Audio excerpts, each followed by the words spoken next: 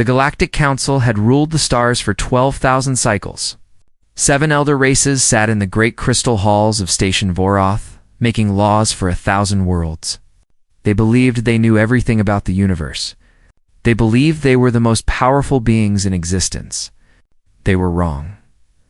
On a day like any other, alarms screamed through the station. A ship had appeared from the dead zone, a region of space where no species had ever survived. The Council's sensors detected a small vessel, ugly by galactic standards, moving slowly toward the station. High Arbiter Velos, a being made of shifting golden light, called an emergency meeting. His voice echoed through the crystal chamber as delegates from all 7 races gathered. "Something has come from the Forbidden Region," Velos announced. "This is impossible. Nothing lives there. Nothing survives." The ship's design confused them. It was made of simple metal, powered by primitive engines, and carried no weapons they could recognize. But the life signs inside were unmistakable. 47 living beings were aboard. On that small ship, Captain Junho Park stood on the bridge and looked at the massive alien station through the viewport. His heart beat fast, but his face showed nothing. He had trained his whole life for moments of pressure. He would not show fear now, "Captain," said Unikong, his communications officer. She was young but brilliant, able to decode languages faster than anyone in the fleet. "They are sending a message. Give me a moment." The bridge was silent as Una worked. The crew watched her fingers fly across the console. After 3 long minutes, she looked up. "They want us to surrender immediately. They want to know who we are and how we survived the dead zone." Akun nodded slowly. He looked at his crew. These were the best Earth had to offer. Scientists, soldiers, explorers. They had traveled farther than any human before them. They had risked everything for this moment. "Send them a reply," Junho said. His voice was calm and clear. "Tell them we come in peace. Tell them we want to speak with their leaders." The message went out into space. For a long time, nothing happened. Then the station's docking bay opened like a giant metal flower. Inside Station Voroth. The Council watched the human ship land. Guards surrounded the docking area. Weapons were ready. The elder races had conquered many species over thousands of cycles. They were prepared for anything, or so they thought. The ship's door opened with a hiss of air. 2 humans stepped out into the docking bay.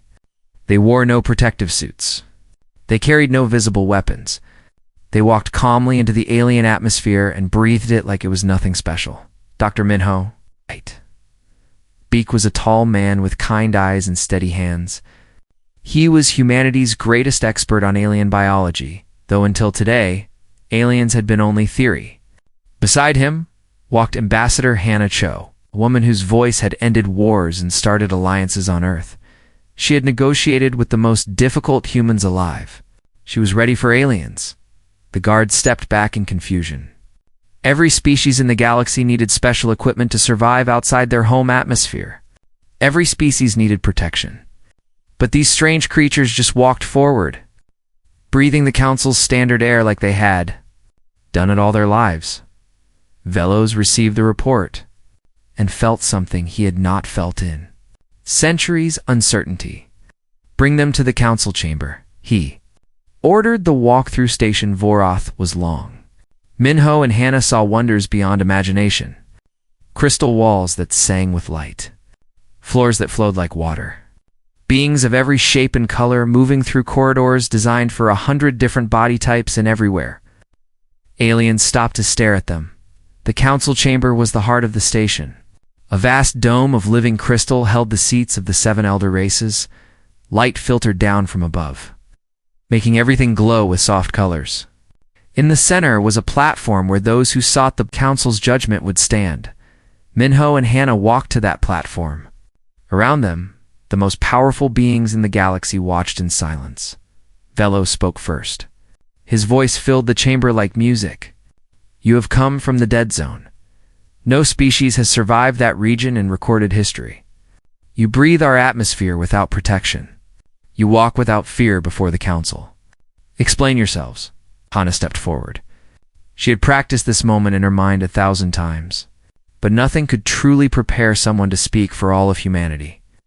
"We are humans," she said. Her voice was clear and strong. "We come from a planet called Earth. We did not know this region was forbidden. We did not know about your council. We came to explore, to learn, and to meet others among the stars." Murmurs spread through the chamber. The translation systems worked perfectly. But the delegates could not understand what they were hearing. Elder Torvon of the Helmery, a gentle being with soft blue skin and large dark eyes, leaned forward. His species was peaceful, having evolved on a paradise world without predators or danger. Torvin said slowly, "I know this name. It is in our ancient records." Turned to a console near his seat and searched. When he found what he was looking for, his body went very still. "High Arbiter," Torvin said. His voice trembled. "Earth is classified as a Category 9 death world. It was marked as uninhabitable 8,000 cycles ago. The survey team that found it did not survive." Silence fell over the chamber. Every delegate understood what Category 9 meant. It was the highest danger rating in the Council's system. Worlds with that classification were places of constant death, where survival was impossible for any known species, and yet two beings from that world stood before them. Breathing easily and showing no signs of stress, Velos stared at the humans. In all his long existence, he had never seen anything like this. These creatures should not exist. They should have died on their terrible planet long before they could reach the stars. "You evolved on a death world?" he asked, naturally. Without help from any other species, Hannah allowed herself a small smile. "We did. Earth is our home. We love it very much." The chamber erupted into chaos. Delegates shouted questions and demands. Some called for the humans to be detained. Others wanted to flee the station entirely. The Telmori beings made of delicate crystal, who shattered at the slightest impact, evacuated immediately. Through it all, Minho and Hannah stood calmly on the platform. They had expected fear. They had prepared for it. On the horizon's edge, Captain Junho watched the chaos through a video feed. Yuna sat beside him, translating the shouted alien languages. "They are afraid of us," Yuna said quietly. Jonah sodded. "Good. Fear can become respect, and respect can become friendship." He looked at the screen where his two crewmates stood alone before the galaxy's most powerful beings. "Hannah and Minho will show them who we really are." In the chamber, Velos finally restored order. He looked down at the two humans with new eyes. They were small, soft, and seemingly fragile. But they had survived a death world. They had crossed the dead zone. They had walked into the heart of galactic power without weapons or protection, perhaps, Velos thought. The galaxy was about to change forever. He was more right than he knew. 3 days passed after humanity's arrival at Station Voroth. The Council demanded answers, and Ambassador Hannah Cho was ready to give them. But she knew the truth would be more terrifying than anything the elder races had imagined. The chamber was full. When Hannah and Minho returned, every seat was taken. Representatives from hundreds of worlds had come to see the Death World beings. Armed guards lined the walls, though Hannah noticed they stayed very far from the central platform. High Arbiter Velos called the session to order. "We have studied your ship and your technology. We have analyzed your biology from a safe distance. Now we require a full explanation of your species and your world." Hannah nodded respectfully. "We will tell you everything. But I warn you, the truth about Earth is difficult to hear." She stepped aside and let Minho take center stage. The doctor carried a small device that projected images into the air above the platform. The first image showed Earth from space, a beautiful blue and green sphere wrapped in white clouds. "This is our home," Minho said. "We call it Earth. To us, it is the most beautiful place in the universe." The delegates leaned forward with interest. The planet looked peaceful from space. Perhaps the Death World classification was a mistake. Then Minho changed the image. A massive wave, hundreds of meters tall, crashed into a coastal city. The water destroyed everything in its path. "This is a tsunami," Minho explained calmly. "They happen when the ground beneath our oceans moves suddenly. Sometimes they kill hundreds of thousands of people in a single day. Gasps filled the chamber. Minho continued before anyone could speak. The next image showed a mountain exploding. Fire and ash shot into the sky, blotting out the sun. Volcanic eruption. The ground on Earth is broken into pieces that move and crash together. When the pressure becomes too great, mountains explode. This can change the climate of the entire planet for years. Another image. A massive funnel of spinning wind tearing through buildings like they were made of paper. Tornado. Moving storms that destroy everything they touch. Another. Lightning striking a forest, setting thousands of trees on fire. Wildfire. Our world burns itself regularly. Another. Ice covering the land as far as the eye could see. Ice Age. Our planet has frozen over many times. Life must adapt or die. The delegates were silent now. Their eyes were wide. Some had stopped translating because they could not believe what they were seeing. Minho paused and looked around the chamber. This is only the planet itself. I have not yet spoken about the life on Earth. Elder Torvin of the Helmery raised a trembling hand. Please, I need to understand. You said your planet freezes, burns, explodes, and floods. How does anything survive? By adapting, Minho said simply. By changing. By refusing to die. He showed new images. Predators with massive teeth. Snakes with venom that could kill in minutes. Insects that carried diseases capable of wiping out millions. Parasites that lived inside other creatures and controlled their behavior. Plants that produced poison. Fungus that infected brains. Earth is in a constant state of war, Minho said. Every living thing fights for survival every moment of every day. The strong eat the weak. The fast escape the slow. Those who cannot adapt become extinct. He paused and let the silence grow heavy. There have been 5 mass extinction events on Earth. Each one killed most of the life on our planet. And yet, life returned. Stronger, more diverse, more dangerous. A delegate from a species Minho did not recognize called out, "You speak of extinction.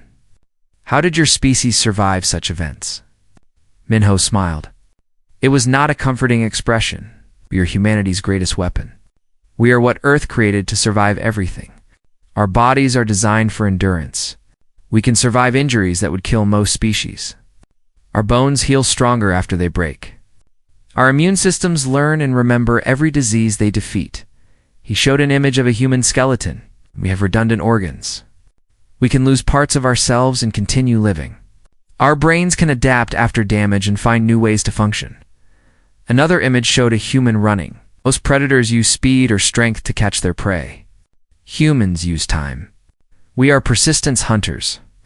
We cannot run faster than our prey, but we can run longer.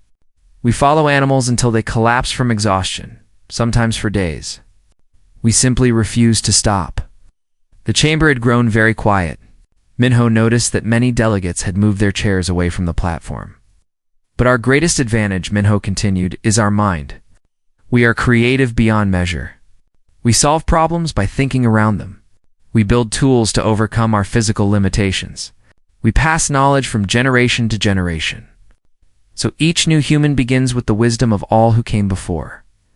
Ambassador Hannah stepped forward to stand beside Minho. We reached the stars in less than 10,000 years from our first civilizations. We did this alone, without any help from other species. When we faced problems, we found answers. When we faced enemies, we defeated them. When we faced death, we found ways to live. Velos spoke into the heavy silence. Your translators use an interesting word to describe your motivation. Our systems struggle to find an equivalent in our languages. Hannah nodded.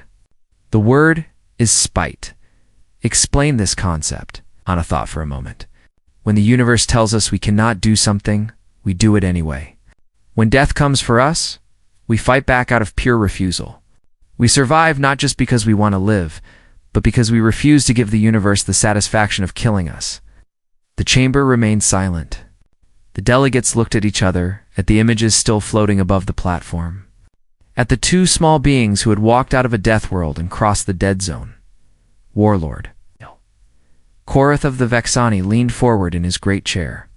His species was the Council's military arm, the strongest and most feared warriors in known space. He had killed countless enemies. He had never felt fear until now. "You are persistence predators from a death world," Korath said slowly. "You heal from wounds. You run until your prey collapses. You are motivated by a refusal to accept defeat." His 4 eyes studied Hannah and Minho with new interest. "And you walked into our council chamber without weapons because you do not need them?" Anna met his gaze without flinching. "We came in peace, Warlord. We would prefer to make friends." "And if you cannot make friends?" Hannah's smile did not waver. "Then we adapt." The session ended without a vote. The delegates needed time to process what they had learned. As Hannah and Minho walked back to their ship, they passed hundreds of alien beings, pressed themselves against the walls to let them pass. On the bridge of the horizon's edge, Captain Junho watched his crewmates return. "How did it go?" he asked. Hannah sat down heavily in a chair. "They are terrified of us. Will they let us stay?" Hannah looked out at the massive station surrounding their tiny ship. "Some will want us as allies. Some will want us destroyed. And some will not know what they want." Junho nodded. "Then we prepare for all 3 possibilities." He gave orders to his crew. They would rest, but they would also be ready. Humanity had survived ice ages, plagues, and mass extinctions. They would survive this too. Whatever came next. They would face it the same way humans always had, together. And with spite, 1 week after humanity revealed the truth about Earth, Warlord Korath made his move. The Vexani had ruled through strength for 8,000 cycles. No species had ever defeated them in combat. Korath intended to prove that humans were just soft creatures with clever words. He called for the ancient right of dominion challenge. The announcement echoed through Station Voroth like thunder. Every species knew what it meant. Single combat between champions. The winner would establish dominance over the loser's entire species. It was a ritual from the old times. For the council brought peace through diplomacy. Captain Junho received the challenge in his quarters. Yuna translated the formal words while the senior staff gathered around. "He wants to fight us?"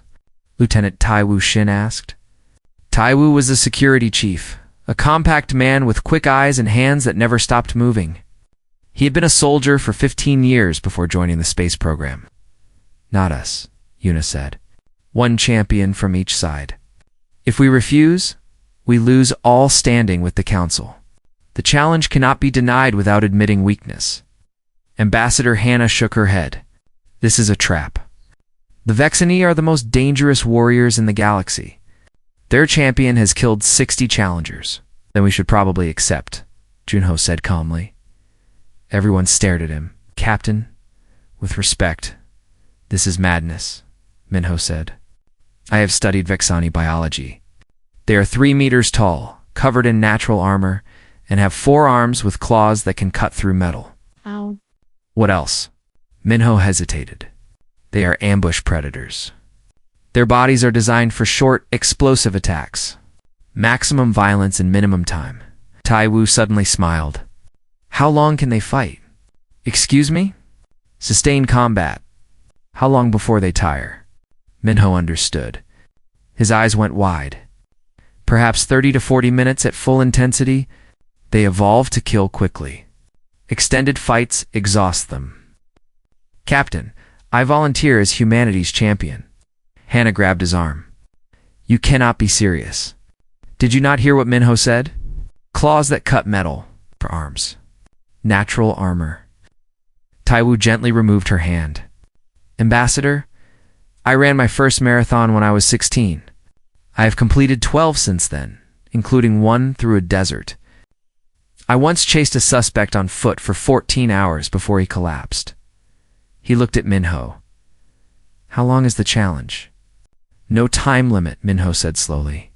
"The fight continues until 1 champion yields or dies." "Then I will not yield," Taiwu said simply. "And I do not plan to die." Junho studied his security chief for a long moment. Then he nodded. "Prepare him. We have 3 days." The arena of proving was the oldest structure on Station Vorath. It was a massive circular space with seating for 10,000 spectators. The floor was made of smooth stone that had absorbed the blood of countless warriors over millennia. When the day of the challenge arrived, every seat was filled. Representatives from hundreds of worlds had come to watch. Most expected to see humanity humiliated. A few hoped for a miracle. Warlord Korath sat in the place of honor, his forearms crossed over his armored chest. Beside him stood his champion, a Vexani warrior named Brelk. Brelk was enormous. Nearly 3 meters of muscle, chitin armor, and killing intent.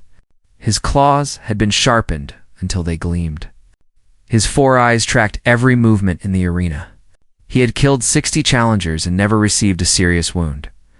When Taiwu walked onto the arena floor, Brelk laughed. The sound was harsh and cruel. "This is their champion?" Brelk said. "A soft little thing with only 2 arms. This insult will be remembered." Taiwu said nothing. He walked to the center of the arena and waited. He wore simple clothes and carried no weapons. His hands were wrapped in cloth to protect his knuckles. He looked very small. High Arbiter Velos stood to announce the rules. The challenge is called, "Combat will continue until one champion yields or is unable to fight. There are no other restrictions. May the strongest prevail." Brelk charged before Velos finished speaking. He crossed the distance between them in 3 massive strides. All 4 arms raised to strike. Taiwu moved. He did not try to block the attack. He simply was not where the claws landed. He rolled to the side, came up running, and kept moving. Brelk spun and attacked again. Taiwu dodged again. The crowd watched in confusion. The human was not fighting. He was running. For 10 minutes, Brelk chased Taiwu around the arena. Every attack missed by centimeters. Every killing blow found only empty air. Brelk grew frustrated. He roared and increased his speed.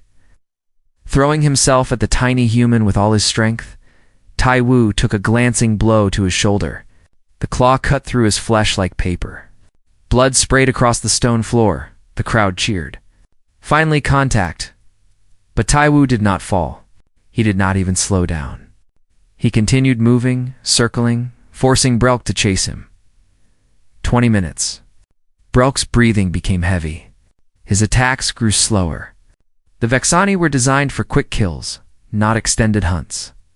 30 minutes. Brelk stumbled. His legs were shaking. His claws dragged against the ground. Taiwu had not stopped moving since the fight began. Blood ran down his arm from the shoulder wound. His face was covered in sweat, but his legs kept pumping. His eyes stayed focused. 40 minutes. Brelk stopped in the center of the arena, gasping for air. His natural armor suddenly looked less impressive. His forearms hung limply at his sides. Taiwu stopped running. For the first time since the fight began, he walked toward his opponent. Brelk tried to raise his claws, but they would not obey him. His body had nothing left. Taiwu struck. His cloth-wrapped fist hit a point on Brelk's neck that Minho had identified. Then another point on the joint of his forward arm. Then a third point on his knee. These were not killing blows. They were precise, calculated. Minho had spent 3 days mapping Vexani anatomy, finding every weakness, every pressure point, every spot where their armor did not protect them. Brelk fell to his knees. He could not understand what was happening. He was the greatest warrior of his generation. He had never lost. But this small, soft creature had simply refused to die. And now Brelk's body had betrayed him. Taiwu stood before the fallen champion. He was bleeding from several wounds. His shoulder was badly cut. One of his ribs was probably cracked from a blow. He had not fully dodged, but he was standing. He reached out and placed his hand on Brelk's throat. His fingers found the spot where life pulsed beneath the armor. "Yield," Taiwu said. His voice was calm and quiet. Brelk stared up at the human. He saw no hatred in those strange 2 eyes, no cruelty, only determination. "I yield," Brelk whispered. The arena fell completely silent. No one moved. No one spoke. Then Warlord Korath rose from his seat. He walked down from the stands, and stepped onto the arena floor. His warriors followed him. 10,000 spectators held their breath. Korath stopped before Tiwu. The human barely reached his chest. Blood dripped from Tiwu's wounds onto the ancient stone. "You did not kill him," Korath said. "He was beaten," Tiwu replied.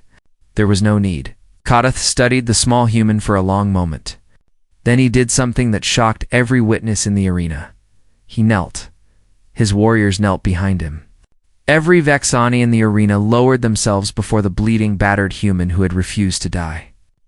"The Vexani acknowledge humanity's strength," Korath said formally. "From this day, we stand as equals." Tiwu swayed slightly. His vision was becoming blurry, but he managed a small bow before his legs finally gave out. Minho rushed onto the arena floor with a medical team. As they carried Tiwu away, the security chief managed one last smile. "Did we win?" he whispered. Minho laughed despite himself. "Yes, you stubborn fool. We won." In the stands, Ambassador Hannah wiped tears from her eyes. Captain Junho stood beside her, his face unreadable. "They will never underestimate us again," Hannah said. Junho nodded slowly. That was the point. Humanity had earned its place among the stars. One bloody, stubborn step at a time. The victory in the arena of proving changed everything. Humanity was granted provisional standing with the Galactic Council. Ships from Earth would be allowed to travel freely through Council space. Trade negotiations would begin. For the first time in history, humans were part of something larger than themselves, but not everyone was pleased. Archon. Sayla of the Luminari watched the celebration from her private chambers high above Station Voroth. Her species had been the first to achieve spaceflight, first to form the Council, the first to write the laws that governed the galaxy. For 12,000 cycles, they'd maintained their position at the top of the hierarchy. Now, these creatures from a death world threatened. It's everything. Sayla pressed a hidden panel on her wall. A secret communication channel opened, connecting her to 5 other delegates who shared her concerns. "You saw what happened in the arena," Sayla said. Her voice was soft but cold. "A Vexani champion, defeated by endurance, by stubbornness, by refusal to accept natural order. The image of Elder Vorok, a withered being from a species that valued genetic purity above all else, flickered into view. The humans are dangerous. This much is clear. But they are few, and we are many." "Today they are few," Sayla replied. "But I have studied their history. Their population grows exponentially. They spread across any environment. They adapt to anything." She paused. "In 1,000 cycles, they will be the dominant species in this galaxy." A third delegate, whose name translated roughly as Keeper of Old Ways, spoke with a trembling voice. "What do you propose, Archon?" Sayla's plan was simple and brutal. The humans must be destroyed before they could establish themselves. Their ship would be sabotaged. Their home coordinates would be erased from all records. The horizon's edge would suffer an unfortunate accident in the dead zone, and no evidence would remain. Earth would be quarantined forever. The galaxy would forget that humans ever existed. The conspirators agreed. They set their plan in motion. They did not know that they were being watched. Ensign Salmon Lee was the youngest member of the Horizon's Edge crew. She was 23 years old, brilliant with languages, and had a talent for finding information that others wanted to hide. Since arriving at Station Voroth, she had been quietly monitoring alien communication channels. The encryption used by the Council was sophisticated, but Salmon had been breaking codes since she was 12. It took her 2 weeks to crack the secret channel. When she finally decoded the messages, her blood ran cold. She ran to Captain Junho's quarters without stopping. "They're going to kill us," she said, her voice shaking. "They're going to destroy the ship and erase all evidence that humanity ever reached the stars."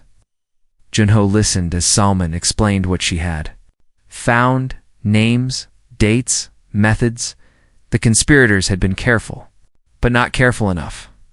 "How long do we have?" Junho asked. "The sabotage is scheduled for tomorrow during the celebration. They plan to overload our reactor while everyone is distracted." Junho called an emergency meeting of his senior staff.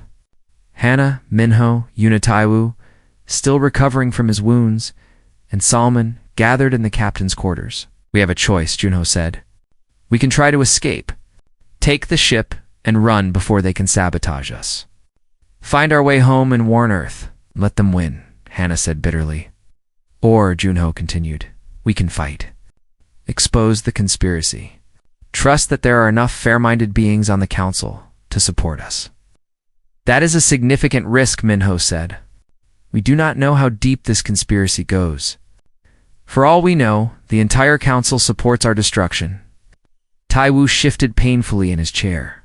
His wounds were still healing, but his eyes were sharp. "The Vexani would not support this." Korath knelt to me. "His honor would not allow betrayal. That is one species out of 7 elder races," Yuna pointed out.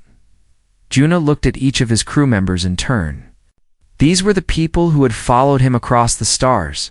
They had left everything behind to explore the unknown. They had faced death a dozen times on the journey. "I will not run," Junho said quietly. "Running is what they expect. Running proves we are afraid." Stood. Humanity did not survive Earth by running. We did not reach the stars by giving up. We will not let tyrants erase us. Ice. One by one, the crew voted. It was unanimous. They would stay. They would fight. The next morning, Ambassador Hannah requested an emergency session of the full council. She invoked an ancient law that Archon Sailor herself had written thousands of cycles ago, the right of accusation. Under this law, any species could demand a hearing if they believed they faced unjust destruction. The irony was not lost on anyone. Sayla tried to block the request. She claimed the law did not apply to provisional members. She argued that humans had not been part of the council long enough to invoke ancient rights. But Warlord Korath stood and spoke in humanity's defense. "The humans defeated our champion in honorable combat. They earned their place. The right of accusation cannot be denied." The council had no choice. The hearing was scheduled for that afternoon. Sayla moved quickly. She sent agents to destroy the evidence on Summon's console. She prepared counterfeit documents proving that humans had actually been planning to attack the council. She lined up witnesses who would testify to humanity's dangerous nature. But she underestimated human paranoia. Saman had made copies of everything. Multiple copies stored in multiple locations using multiple encryption methods. When Sayla's agents destroyed her console, they found nothing. The evidence was already safe. The council chamber was packed when Hannah took the platform. Every species in known space had sent observers. This would be a moment that changed history. Hannah stood alone before the assembled delegates. She carried a small device in her hand. "Honored delegates," she began, "I come before you with evidence of a conspiracy. A plot to destroy humanity not through fair challenge or open war, but through sabotage and assassination." Allah rose from her seat. "These are lies. The humans are trying to destabilize our great council with false accusations." Hannah pressed a button on her device. The intercepted communications played through the chamber's speakers. Sayla's voice, clear and unmistakable. "Outline the plan." "To destroy the horizon's edge and erase humanity from existence." The chamber erupted into chaos. Other voices joined Sayla's in the recording. Elder Vorak, the keeper of old ways. 3 other delegates, whose species had always opposed new members joining the council. As the recording played, Sayla's face changed. Her calm mask cracked. She had been outmaneuvered by creatures she considered primitive animals. "You do not understand," Sayla said, her voice rising above the chaos. "These humans are dangerous. They will destroy everything we have built. They adapt, they spread, they transform everything they touch. In 1,000 cycles, they will remake this galaxy in their image." The chamber fell silent. Everyone waited for Hannah's response. She smiled sadly. "You are right, Archon. We probably will." Gasps filled the chamber, not through conquest, not through domination, not through the destruction of other species. Hannah stepped closer to Sayla's platform. "Humanity knows suffering. We know extinction. We have lost entire civilizations to war and disease in our own foolishness. We clawed our way out of darkness, not to impose it on others, but to ensure that no species ever faces that darkness alone. She turned to face the full council. You fear our strength. Good. That strength is now yours to call upon. You fear our resilience? Let us stand beside you when your worlds face crisis. You fear our adaptability. Let us help you adapt to challenges you cannot face alone. Her voice grew stronger. We are not your replacements. We are your reinforcements. 12,000 cycles you have governed in fear. Fear of the unknown. Fear of change. Fear of death. Humanity offers you something different. She paused. We offer you hope. The silence that followed was absolute. No one moved. No one breathed. Then slowly, a delegate from a small outer colony stood. I vote to admit humanity to the council, he said. And I vote to remove Archon Sela for conspiracy. Another delegate stood. Then another. Then a dozen. The vote was called. Sela's faction voted for humanity's destruction. But they were outnumbered. The younger species voted for humanity. The forgotten colonies voted for humanity. The marginalized worlds that had never had a voice in council affairs voted for humanity. When Warlord Korath cast the Vexani vote in humanity's favor, the outcome was sealed. Humanity was granted full council membership. The first new species admitted in 6,000 cycles and Archon. Sela was stripped of her rank and sentenced to exile. As guards led her away, she passed close to Hannah. You've doomed them all, she whispered. In 1,000 cycles, your kind will rule this galaxy. Hannah met her eyes. Perhaps, but we will rule it well. She walked back to her crew, who stood together at the edge of the chamber. Junho put a hand on her shoulder. Well done, Ambassador. Hannah let out a long breath. We won. I cannot believe we actually won. Taiwu laughed, then winced at the pain in his ribs. Was there ever any doubt? They all looked at each other. Then they laughed. They had done the impossible. Again, 1 year had passed since humanity joined the Galactic Council. In that time, everything changed. The first Earth embassy opened on Station Varath within a month of the vote. It was small at first, just a few rooms converted from storage space. But every week, more humans arrived. Scientists, diplomats, artists, engineers. They came with curiosity in their eyes and questions on their lips. The galaxy had never seen anything like them. Dr. Minho Beek established the first interspecies medical research center. He worked alongside Helmary doctors to develop treatments that combined human immune system knowledge with alien medicine. Within 6 months, they cured 3 diseases that had plagued the galaxy for centuries. Lieutenant Dao Wuxin became an instructor at the Vexani Warrior Academy. The great fighters who had once looked down on humans now lined up to learn from him. He taught them about endurance, about pacing, about fighting with the mind as well as the body. He also taught them something that no Vexani had ever learned before: mercy. Ensign Salman was recruited by the Council's intelligence division. She trained a new generation of codebreakers and helped redesign security protocols that had remained unchanged for thousands of cycles. The young woman who had uncovered Sela's conspiracy became a legend in circles where legends were not supposed to exist. Communications officer Yuna Kang founded the first universal translation school. Species that had never been able to speak to each other now found common ground through her programs. Languages that had been dying were preserved. Cultures that had been forgotten were remembered. And Ambassador Hannah Cho became the voice of humanity among the stars. She traveled to hundreds of worlds, speaking to beings that had never seen a human before. She told them about Earth, about its violence and beauty, about humanity's long struggle to reach the stars. She told them about hope. Not everyone welcomed humanity's rise.